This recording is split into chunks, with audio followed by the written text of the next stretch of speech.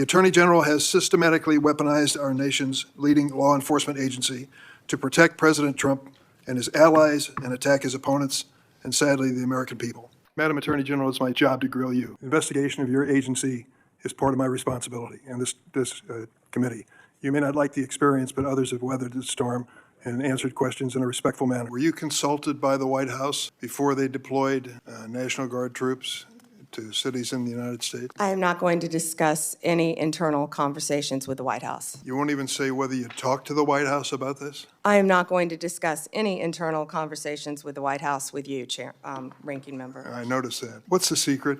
Why do you want to keep this secret? The American people don't know the rationale behind the deployment of National Guard troops in my state.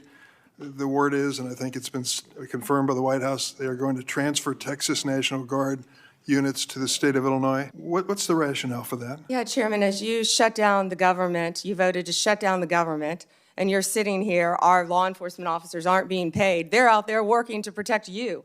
I wish you loved Chicago as much as you hate President Trump. And currently, the National Guard are on the way to Chicago. If you're not going to protect your citizens, President Trump will. I've been on this committee for more than 20 years. That's the kind of testimony you expect from this administration.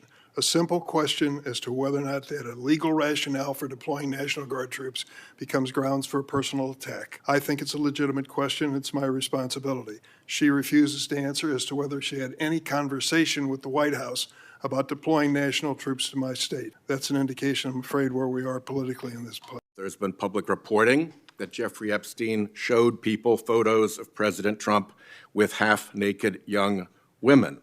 Do you know if the FBI found those photographs in their search of Jeffrey Epstein's safe or premises or otherwise? Have you seen any such thing? You know, Senator Whitehouse, you sit here and make salacious remarks, once again trying to slander President Trump left and right, when you're the one who was taking money from one of Epstein's closest confidants